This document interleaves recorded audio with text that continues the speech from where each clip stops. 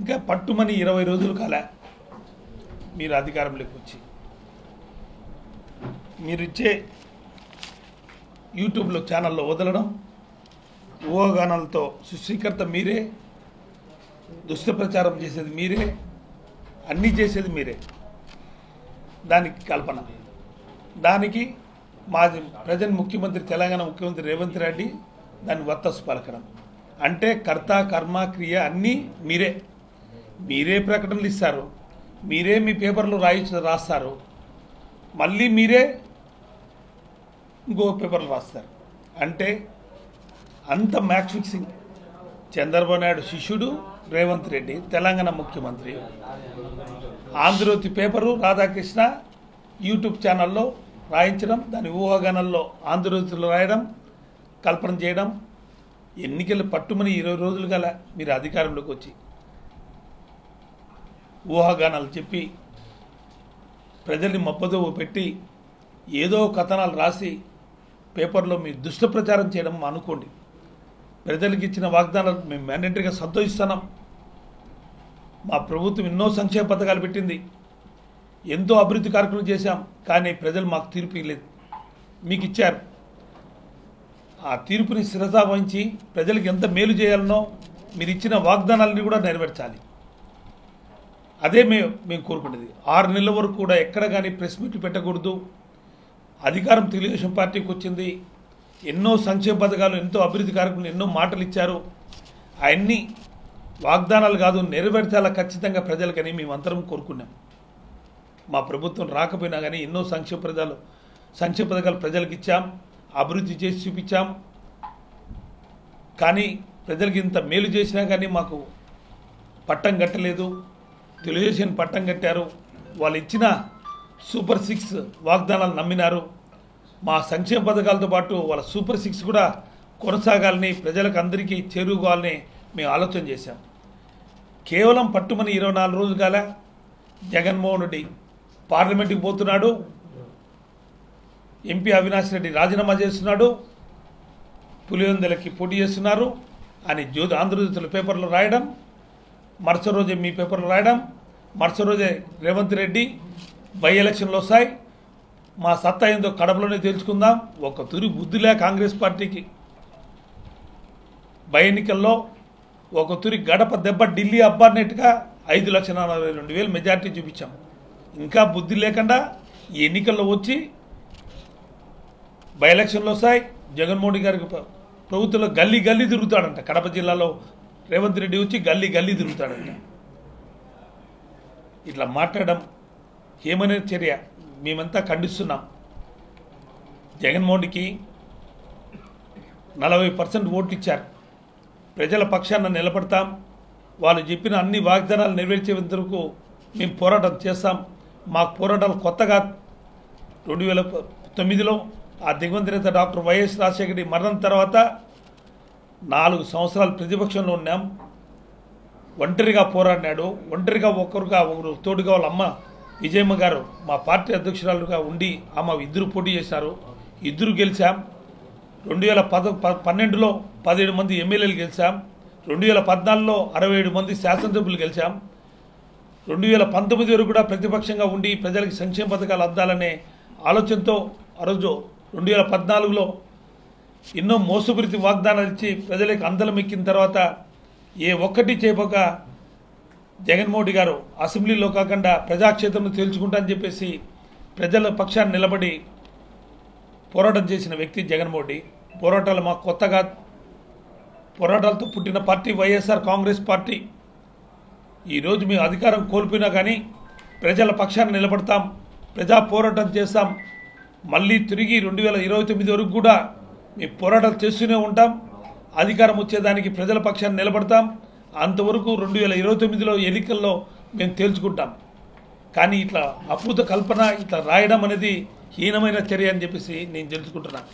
ఈరోజు 20 రోజులు కాలే అధికారంలోకి వచ్చి తెలుగుదేశం పార్టీ ఉచిత ఇసుక నెర ప్రజలకందరికీ ఉచిత ఇసుక బాబు, కార్మిక సోదరులారా, వైఎస్ఆర్ కాంగ్రెస్ పార్టీ జగన్ ట్యాక్స్ వసూలు చేస్తున్నాడు, జే ట్యాక్స్ వసూలు చేస్తున్నాడు అన్ని మాట్లాడి కళ్ళిబొల్లి మాటలు చెప్పి మేమేదో ఇసుకలు దోచుకున్నాం, తిన్నాం, ఇదంతా శేఖర్ రెడ్డి కబ్జా రాష్ట్రమంతా చేసినాన్ని చెప్పిన వ్యక్తి, ఎన్నికల్లో అన్ని మాట్లాడిన వ్యక్తి ఈరోజు ఇసుక నిన్న రీచ్లు వదిలినారు, ఉచిత ఇసుక ఇన్నాడు.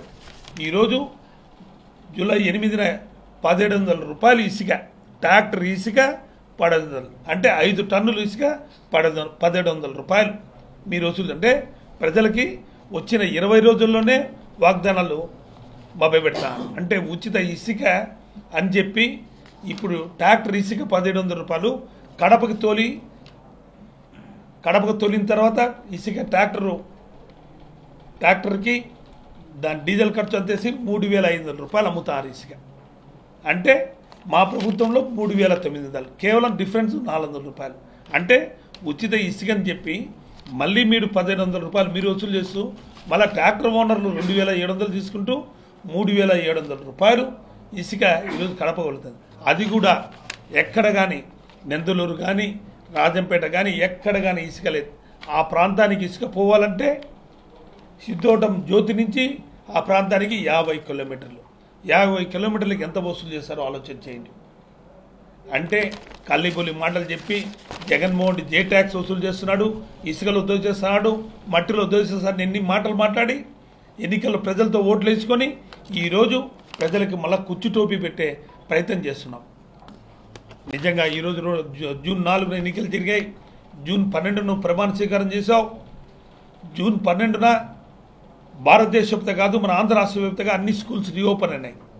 రీఓపెన్ అయితే ఈరోజు జూలై 9కి ఇంతవరకు అమ్మఒడి వేసిన పాపాన పోలేను. పిల్లలు స్కూల్స్ పోతున్నారు. ఆ తల్లి ఎంత అవసరం పడుతుందో, గవర్నమెంట్ స్కూల్స్లో కాదు ప్రైవేట్ స్కూల్స్లో పోయే వాళ్ళకి ఫీజులు కట్టాలన్నా కానీ ఏ భారం కానీ అన్నీ దానికి నువ్వే బాధ్యునివి. ఒకరికి కాదు, ఒక ఇంటికి జగన్మోహన్ 15,000 రూపాయలు అమ్మఒడి ఇస్తా అంటే మీరు ఎంతమంది ఉన్నా ఎంతమందిని కన్నా కూడా అందరికీ 15,000 రూపాయలు చెప్పినావు. ఇంతవరకు నెల అవుతుంది. స్కూల్స్ రీఓపెన్ అయినాయి. తల్లి పిల్లలు కానీ అందరు స్కూల్ చేర్పించాలి, వాళ్ళ స్కూల్ ఫీజులు కట్టాలి. అన్నీ కట్టాలంటే ఎక్కడ కానీ ప్రజలకు ఇచ్చిన వాగ్దానాలు ఏది చేయలేదు. ఈరోజు జూన్ నుంచి ఖరీఫ్ సీజన్ స్టార్ట్ అయింది. వర్షాలు పడుతున్నాయి.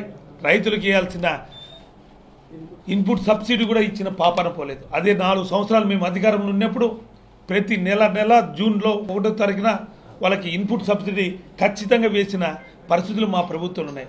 ఈరోజు జూలై 4 అవుతుంది.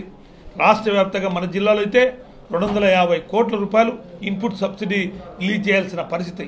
కానీ ఈరోజు రాష్ట్ర వ్యాప్తంగా నాకు తెలిసి సరాసరిగా 3,000 కోట్ల రూపాయలు ఇంతవరకు ప్రజలకు ఇచ్చిన పాపాన పోలే నువ్వు.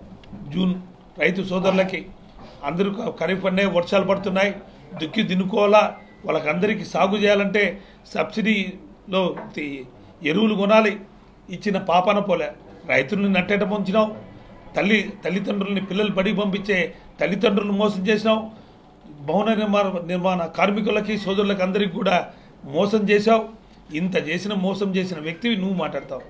మేము చేయుత దగ్గర ఇప్పటికే 2,500 కోట్ల రూపాయలు అక్కచెల్లెల అమౌంట్లో చేయుత వేయడం జరిగింది.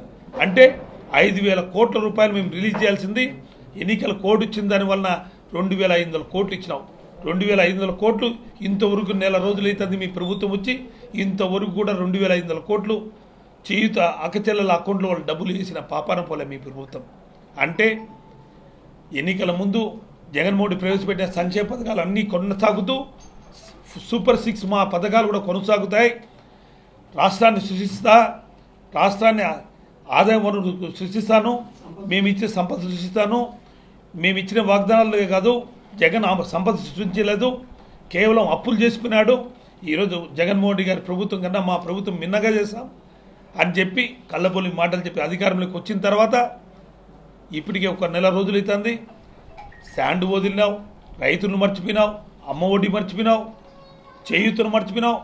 ఏ ఒక్కటి కూడా చేయకపోగా రాబోయే రోజుల్లో ఏపీ అంటే అమరావతి, పి అంటే పోలవరం, 3 దోచుకుంటే పనే.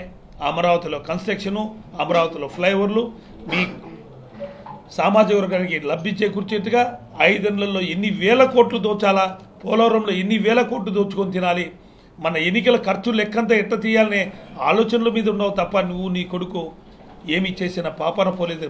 కేవలం వాగ్దానాలు ఇచ్చినావు, ప్రజల మేనిఫెస్టోని స్వాగతించినారు, మీకు పట్టం కట్టినారు. దయ ఉంచి జగన్మోహన్ మీద కళ్ళబొలి మాటలు చేసి ఆ మనిషిని ఎంపీకి పోతాడు, ఇక్కడ ఏమి పనిలే, ఆంధ్రప్రదేశ్లో రాష్ట్రంలో పని లేదని మాట్లాడించినాం. రేవంత్ రెడ్డితో కేవలం నీ శిష్యుడు ఇప్పుడు ముఖ్యమంత్రి అయినాడని ఆయన తెలంగాణ వచ్చి తెలంగాణలో ఉండి ఆంధ్ర రాష్ట్రం గురించి ఏమి చేశాడని ఈడ మళ్ళీ లొల్లి చేసేదానికి, ఇంట్లో చిచ్చు పెట్టేదానికి ఈ కార్యక్రమం చేస్తున్నావు తప్ప దీనికి అంతటికి కర్మ కర్త క్రియ చంద్రబాబు నాయుడు అంటే రాధాకృష్ణ. ఇట్లాంటి ఎన్ని మానుకొని బుద్ధి తెచ్చుకొని వాగ్దానాలు ఇచ్చినట్టుకి ప్రజలకి వాళ్ళకి సేవ చేయాలని కోరుకుంటూ, ఇలాంటి ఎన్ని కట్టకపత్రులు రాస్తే రాబోయే రోజుల్లో కూడా ఇప్పుడే దుష్ట శక్తి, అరాచకాలు, గూండాయిజం, రౌడిజం ఈ 20 రోజుల్లోనే ప్రజలందరూ కూడా గమనిస్తారు. నిన్న మైత్కూరులో కూడా భీమఠం మండలంలో రామాపురంలో మీ దౌర్జన్య కాండాలు చూస్తున్నాం. కోర్టులో ఉండే కేసును కూడా కోర్టులో తెగకముందే ఇప్పుడు భూమి దున్నడం అనేది మీ అధికార పార్టీ చేస్తున్న అరాచక శక్తులు. రాష్ట్రంలో జరుగుతున్న అన్ని అరాచకాలని కూడా గమనిస్తున్నాం. ఆ డిసెంబర్ జనవరి మాసంలో ఖచ్చితంగా బాసులందరినీ పరామర్శించడానికి మా జగన్మోహన్ గారు ఖచ్చితంగా బయలుదేరుతాం. రాబోయే రోజుల్లో మీరు చేసే అరాచక గుండాయిజాన్ని అరికట్టేదానికి జగన్మోహన్ ఖచ్చితంగా ప్రజలకు అండగా ఉంటాడని చెప్పి తెలియజేసుకుంటూ, మీరు ఇచ్చిన తీర్పుని మీకు ఇచ్చిన తీర్పుని మీ మేనిఫెస్టో ప్రకారం సంక్షేమ పథకాలు, మీ సూపర్ 6 పథకాలు అన్నీ అమలు చేయాలని కోరుకుంటూ, ఇప్పటికైనా ప్రజలు గమనించాలి. ఎంత మోసపూరిత వాగ్దానాలతో ఉచిత విద్యుత్ అని 1700 రూపాయలు ఇసుక వస్తున్న ఉచిత విద్యుత్గా ఇసుక అని చెప్పేసి ఈరోజు 1200 రూపాయలు వసూలు చేస్తున్న చంద్రబాబు నాయుడు కళ్ళబొల్లి మాటలు మీరు ప్రజలందరూ కూడా గమనించాలని కోరుకుంటూ సెలవు తీసుకుంటారు.